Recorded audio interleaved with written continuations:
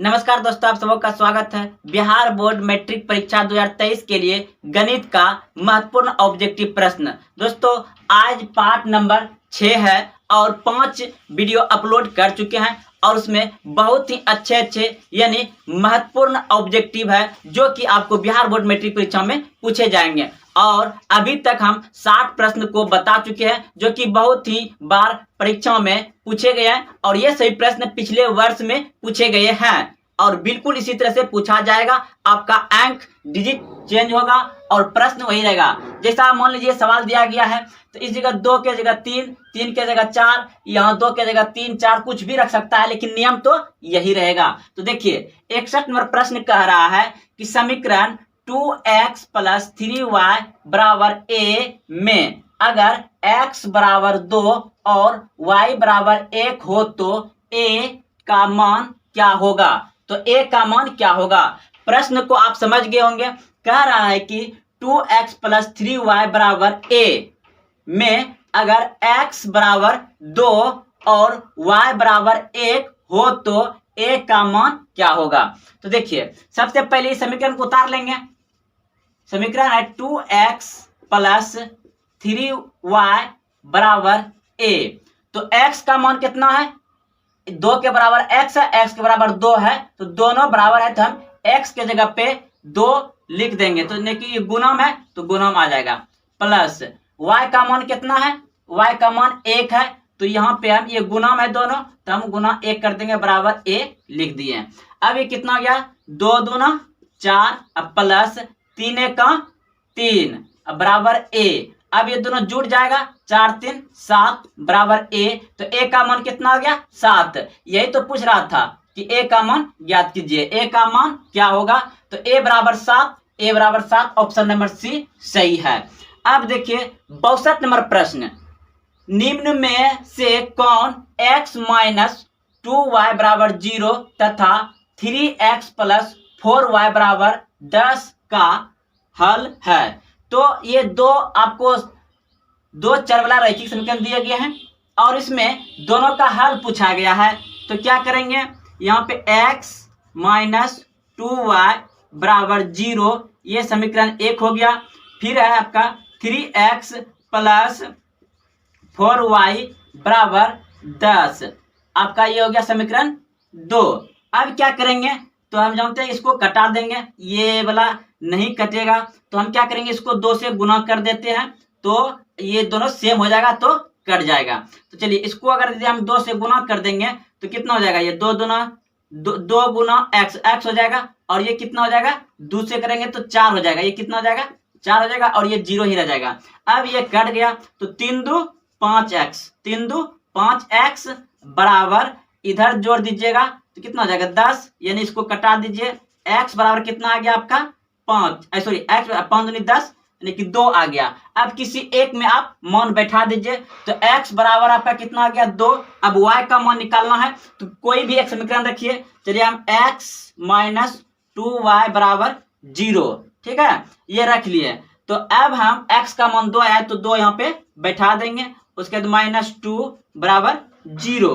तो अब हम क्या करेंगे, हो सके तो इसका हम कॉमन लेंगे, नहीं कॉमन क्यों लेंगे, माइनस 2 बराबर इधर कितना हो जाएगा, ये आएगा तो माइनस 2 और फिर क्या हो जाएगा, ये उधर प्लस में आती है माइनस में है तो ये क्या माइनस माइनस कट जाएगा तो y बराबर यानी और ये भी कट जाएगा 1, यानी कि x बराबर सॉरी x का मान आया 2 और y का मान आ गया 1। तो x का मान 2, y का मान 1, तो ऑप्शन नंबर ए सही है, ऑप्शन नंबर ए सही है आपका। तो चलते हैं अगले प्रश्न की ओर। तो अब हम 63 नंबर प्रश्न को बनाएंगे। तो देखिए यदि x बराबर 1 y बराबर 1 तो समीकरण ax माइनस 2y बराबर 0 में a का मान क्या होगा। तो देखिए हमको x का मान दे दिया गया है 1, y का मान दे दिया गया है 1 और ax माइनस 2y बराबर 0 में a का मान हमको उससे निकालना है। तो सबसे पहले हम लिख लेंगे इसको ax माइनस 2y बराबर 0। अब a का मान कितना है 1, तो a गुना 1 माइनस y का मान कितना है 1, तो यहाँ पे 2 गुना 1 बराबर 0। सॉरी, ये y का जगह y का मान तो 1 ही है ना, तो 1। अब देखिए ये कितना हो जाएगा मेरा a ही रह जाएगा, क्योंकि 1 गुना 1 1 ही रह जाएगा, माइनस ये 2 गुना 1 2 ही रह जाएगा और बराबर 0। अब क्या हो जाएगा मेरा यहाँ पे देखिए, अब यहाँ पे हो जाएगा आपका, कहीं कुछ तो छूट तो नहीं रहा है। हाँ, यहाँ देखिए यहाँ पे जो है कि छूट रहा था, यहाँ 12 था, ठीक है, इसको याद रखिएगा, यहाँ पे 12 था। चलिए, तो ये 12 था तो ये भी 12 हो जाएगा, और ये भी 12, ये भी 12, और गुना 12 गुना 1 किए, 12 गुना 1 किए तो कितना आएगा 12 ही आ जाएगा। अब हम a बराबर, अब बराबर उस तरफ ले जाएंगे, बराबर का इस तरह जाएगा, मैं इसमें प्लस में जाएगा, यानी कि 12 हो जाएगा। कितना हो जाएगा 12 हो जाएगा। तो ऑप्शन नंबर आपका सी बिल्कुल सही है। तो देखिए प्रश्न हमको दिया गया था, यदि x का मान 1 और y का मान 1 तो समीकरण ax माइनस 12y बराबर 0 में a का मान क्या होगा, ये पूछा था। तो हम x a के बराबर x के बराबर 1 है, तो हम क्या किए, x का मान को बैठा दिए। x का मान कितना 1 था, बैठा दिया, गुना में था, इधर गुना में रहता है, तो गुना 1 गुना a तो a ही हो गया, 12 गुना 1 तो 12 ही हो जाएगा माइनस में। अब देखिए ये माइनस 12 को बराबर का उस तरफ ले जाएंगे तो क्या हो जाएगा प्लस में, तो a बराबर 12, ऑप्शन नंबर सी बिल्कुल सही था। अब देखिए 64 नंबर, 2x प्लस 3y बराबर 11 और 2x माइनस 4y बराबर माइनस 24 के हल है। तो इसका हल निकालना है, यानी x और y का मान निकालना है। आपके सामने ऑप्शन दिया गया है, तो सबसे पहले हम लिख लेते हैं तब 2x प्लस 3y बराबर 11, दूसरा है 2x माइनस 4y बराबर माइनस 24। तो देखिए हम क्या करेंगे, अगर हमको इसको कटाने के लिए, देखिए दोनों तो एक साथ नहीं निकलेगा, इसलिए हम क्या करते हैं इन दोनों में से किसी एक को कटाते हैं। तो हम देख रहे हैं यहाँ कट रहा है, तो हम इसका, ये दोनों सेम है तो ये दोनों कट जाएगा, तो हम इसका चिन्ह चेंज कर देते हैं, माइनस, इसका कोई कम नहीं होगा, यहाँ पे जो भी कराएगा कम नहीं होगा, तो माइनस यहाँ, तो यहाँ क्या हो जाएगा प्लस, और यहाँ माइनस है तो ये भी प्लस हो जाएगा। अब क्या करेंगे, जोड़ देंगे, क्योंकि ये प्लस था तो यहाँ माइनस कर दिए, यहाँ माइनस था तो प्लस हो गया, यहाँ प्लस था तो माइनस हो गया, चिन्ह को चेंज कर दिए, ठीक है। अब क्या करेंगे, ये तो माइनस प्लस सब कट जाएगा, ठीक है, ये दोनों क्या होगा जुड़ जाएगा, 4 3 7 y, 4 3 7 y बराबर, इधर आप जोड़िएगा कितना हो जाएगा, इसको जोड़िएगा तो कितना आएगा, देखिए 11 और 24 कितना होता है, देखिए 4 1 5 5 और 2 1 3 35 हो गया। इसका मान नहीं होगा क्योंकि हम यहाँ चेंज प्लस कर दिए हैं। अब इसको कटा दीजिए, 7 5 35, y का मान कितना आ गया आपका 5, तो y का मान 5 आ गया। अब हमको x का मान निकालना है, तो x का मान निकालने के लिए हम कोई भी एक समीकरण बैठा सकते हैं। तो चलिए इसी को बैठा देंगे, तो 2x प्लस 3y बराबर 11, 2x प्लस 3y बराबर 11, तो 2x गुना 11 का मान, यानी कि x का मान तो नहीं, x का मान तो निकालना है, प्लस y का मान दिया गया है 5, तो 3 गुना 5 बराबर 11। तो अब क्या हो गया 2x प्लस 5 3 15 बराबर 11। अब देखिए 2x बराबर, ये 15 उधर जाएगा तो माइनस में चल जाएगा, यानी कि 11 माइनस 15, तो 2x बराबर, अब इसमें 11 घटेगा तो कितना बच जाएगा -4, इसको कटा दीजिएगा तो x बराबर -2, यानी कि y का मान 5 और x बराबर -2 कहाँ है, y बराबर 5, y बराबर 5, y बराबर 5, ठीक है, और x बराबर -2। ऑप्शन नंबर आपका डी मिल रहा है, ऑप्शन नंबर डी मिल रहा है। तो चलिए दोस्तों चलते हैं अगले प्रश्न की ओर। तो 65 नंबर प्रश्न को देखेंगे, 5x पे पावर 4 प्लस 4x पे पावर क्यू प्लस 10 बहुपद के घात होंगे।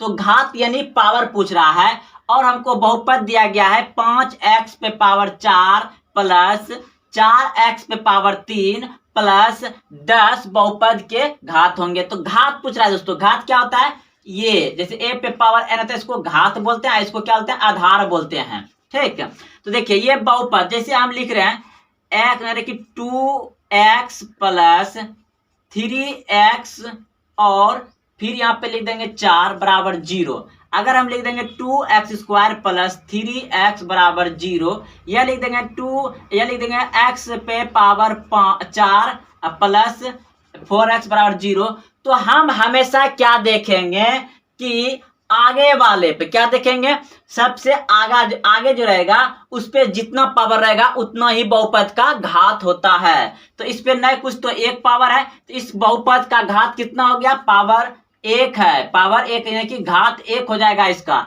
इस पे 2 है तो इसका 2 हो जाएगा, इस पे 4 है तो 4 हो जाएगा, यानी कि शुरू वाला पावर को देखेंगे हमेशा, शुरू वाला। अगर 3 रहता है यहाँ पे तो इसका मान कितना जाता, 3 त्रिघात हो जाता।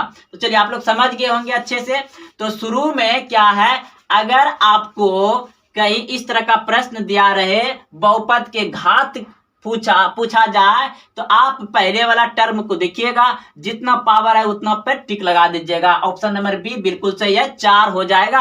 अगर यहाँ 3 रहता तो 3 होता, अगर कुछ नहीं रहता तो 1 होता। चलिए अब अगला प्रश्न समझते हैं। 66 नंबर कहता है निम्नलिखित में से कौन द्विघात बहुपद है।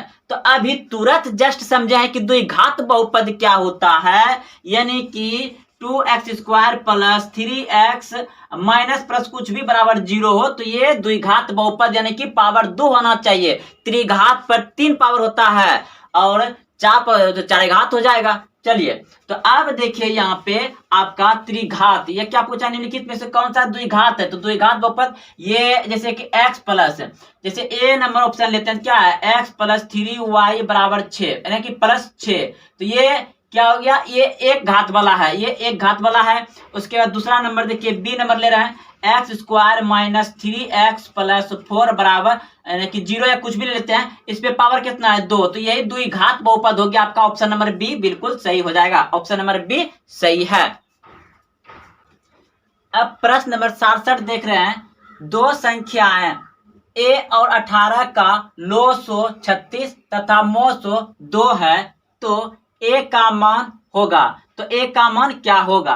तो हम जानते हैं कि इस तरह का प्रश्न बनाने के लिए अगर log और mod दिया गया है और दो संख्या दिया गया है a और b, तो हम मानते हैं इसको पहली संख्या गुना दूसरी संख्या बराबर LCM गुना HCF, यानी कि LCM यानी कि log और HCF मतलब mod। तो देखिए पहला संख्या क्या है, a गुना दूसरा संख्या क्या है 18 बराबर LCM कितना है 36 गुना HCF कितना है 2।